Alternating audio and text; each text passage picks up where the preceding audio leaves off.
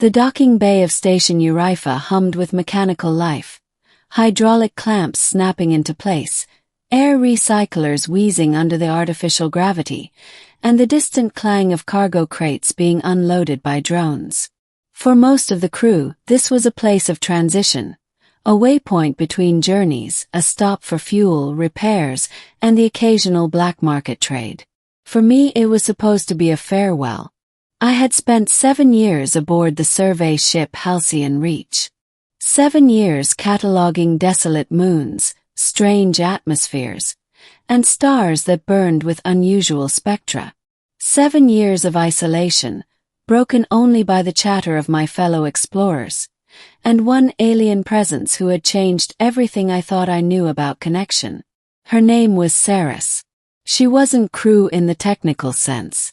She had boarded the Halcyon Reach 3 years ago under diplomatic exchange, a representative of the Sirians, a newly contacted civilization whose crystalline biology and telepathic resonance baffled human science. She was delicate yet commanding, her tall frame catching the faint glow of starlight in ways that made her look like a living sculpture. Her eyes shimmered like facets of quartz, unreadable yet endlessly compelling. And for 3 years we had learned each other. Her language was a puzzle, but she had mastered English in months. My understanding of her people's resonance patterns was clumsy, but she had been patient. She would stand with me at the observation windows, the infinite darkness before us, and ask the kind of questions humans had stopped asking centuries ago. Why do you seek the stars? Do you not fear what waits for you? Does time feel the same when your life is short? Questions that lingered long after she had left the room. Questions that burrowed deep. But today was the last day. The mission was over. I was bound for Earth. She was bound back to her crystalline homeworld, a star system 2 months' jump away. The contract had ended, and with it, the fragile bridge between us. I told myself I was ready. I wasn't. I found her waiting near the embarkation gate, her slender figure framed by the docking lights. She wore the formal mantle of her people, a cascade of translucent fabric that shimmered like starlight refracting through water. In her hand she held a shard of crystal, polished smooth, humming faintly with a resonance that vibrated in my chest. "This is for you," she said. I hesitated before taking it. "What is it?" "A memory stone," she replied. "It will hold echoes of our conversations. When you press it to your skin, you will hear my voice. Not truly me, but close." I swallowed hard. My throat felt dry. "Seris, thank you. For everything. I don't know what else to say." She tilted her head, watching me with that unblinking intensity of hers. "Humans always feel words are never enough. Yet you always keep speaking." A faint laugh escaped me, but it died quickly. Behind us, the station intercom blared the departure call for my shuttle. It was time. I took a step back, clutching the memory stone. "Goodbye, Seris." But as I turned, her voice cut through the din of the station, sharper than any alarm. "May I ask something before you leave?" Froze. Slowly I turned back. "Of course." Her eyes glimmered brighter, facets shifting as though struggling to reflect something hidden deep inside. She stepped closer until I could feel the faint vibration of her crystalline resonance humming through the air. "Why," she whispered, "does your heart beat louder when you stand near me?" My breath caught. For a moment, the entire station seemed to vanish. The cargo drones, the announcements, the docking clamps, all gone, replaced by the sound of my own pulse hammering in my ears.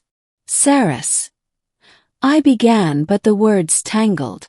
Her voice was steady, but there was something fragile beneath it. "I have observed this. When you look at me when we speak, the rhythm of your blood changes. Your breath stumbles. You look away as though my gaze is too much. I know enough of your biology to recognize what this means." She paused, studying me as though the truth lay somewhere behind my silence. Do you not wish to tell me? I wanted to lie, to laugh it off, to say it was nothing but nerves, stress, exhaustion after long years in space. That would have been easier, cleaner, safer. But the truth pressed against my ribs, demanding to be free.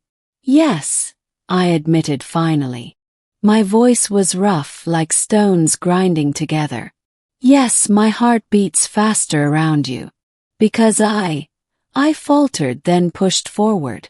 Because I care for you. More than I should. More than I can explain. Her expression didn't change in any obvious way, but the light in her eyes shifted, like a star trembling on the verge of collapse. You care, she repeated softly. He nodded. I know it's impossible. Our lives are different. Our worlds are different. You'll live centuries, maybe millennia. I'll be gone in less than 100 years. And yet, yes, Seris, I care. Silence stretched between us, thick and unbearable. Finally, she said, in my people's tongue, there is no word for what you call love. Our bonds are resonance, patterns entwined. But when you speak now, I think I feel something. A dissonance that aches when I imagine your absence. Her hand hovered near mine, not quite touching, but close enough that I could feel the hum of her crystal form vibrate through the air. Is that what you feel? She asked. I swallowed, fighting the ache in my chest. Yes. The station intercom called again. Urgent now. Final boarding. I knew I had to go. I also knew I didn't want to. Her eyes never left mine. Then answer me this. If we are bound by time, if your years are so few, why must you leave? The turning point. That question cut deeper than I expected. Why must I leave? Because contracts ended. Because Earth called. Because humans weren't meant to lose themselves in something so impossible. Logic screamed 1,000 answers. But my heart, frantic and trembling, offered only one. I don't know, I whispered. For the first time in 3 years, Seris touched me. Her hand, cool and faintly vibrating, pressed lightly against my chest, over my racing heart. The resonance thrummed in perfect sync with my pulse, as though her crystalline body had tuned itself to my rhythm.